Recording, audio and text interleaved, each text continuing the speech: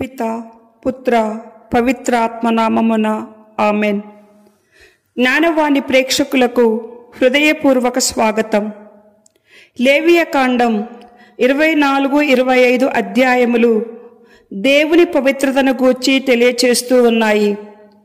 దేవుని పవిత్ర ప్రజలు ఆ పవిత్రతతో జీవిస్తూ ఆయన వాక్యాన్ని పాటిస్తూ మరియు ఆయన ఆదేశాలకు అనుగుణంగా నిరంతరం జీవించాలని కోరుతూ మోషేకు ఒక నిబంధనగా కొన్ని ముఖ్య విషయాలు తెలియచేస్తూ ఉన్నారు.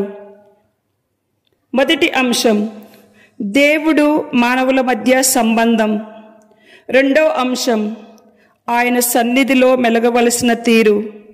మూడవ అంశం, ప్రజలు తోటి వారితో ఉండవలసిన వైనం గూర్చి వివరించబడింది. లేవియకాండం 25వ అధ్యాయము 18-19 వచనములు ఈ విధంగా చెబుతూ ఉన్నాయి.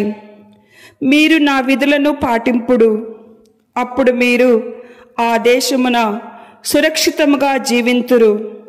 ఆ దేశము సుభిక్షముగా ఫలించును. మీరు అట తృప్తిగా తిని చీకు చింత లేకుండా మనుదురు.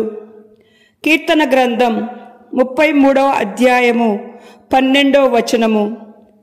ప్రభువును దేవునిగా పడిసిన జాతి ధన్యమైనది. ఆయన తన వారుగా ఎన్నుకొనిన ప్రజలు భాగ్యవంతులు. కీర్తన గ్రంథం 29వ అధ్యాయము 11వ వచనము. ఆయన తన ప్రజలకు బలమును దయచేయును. శాంతి సమాధానంతో వారిని దీవించును. కీర్తన గ్రంథం 37వ అధ్యాయము 3-5 మరియు 7వ వచనము.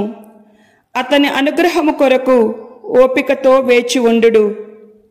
నాటి ఇజ్రాయేలు ప్రజలు, నేటి నూతన ఇజ్రాయేలీలమైన మనము ఈ జూబిలీ సంవత్సరము 2025 పరిశుద్ధ పాపగారు ఆదేశానుసారముగా ఒక ప్రత్యేక అంశంతో రోమా పౌరులకు రాసిన లేఖ 5వ అధ్యాయము 5వ వచనము, నిరీక్షణ నిరాశ కలిగింపదు అనే నినాదంతో ముందుకు సాగుతూ తన ప్రజలుగా ఒకే జాతి రూపొందుటకు ముఖ్యముగా మార్కు గారు రాసిన శుభవార్త 3వ అధ్యాయము 14వ వచనము, తనతో అంటే క్రీస్తుతో ఉండుటకు, ఆయనతో ఐక్యమై జీవించుటకు, జూబిలి దైవానుగ్రహం పొందుటకు ఏర్పరిచిరి.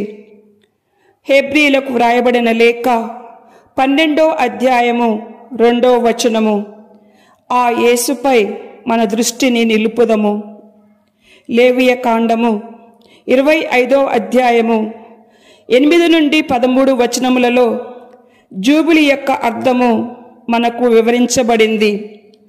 ఈ జూబిలీ సంవత్సరములో ఉన్న మనము పవిత్రత వైపు అడుగులు వేస్తూ దేవుని అపార ప్రేమను చవిచూద్దాం. మీ అందరికీ శుభాభివందనములు. ఆమెన్.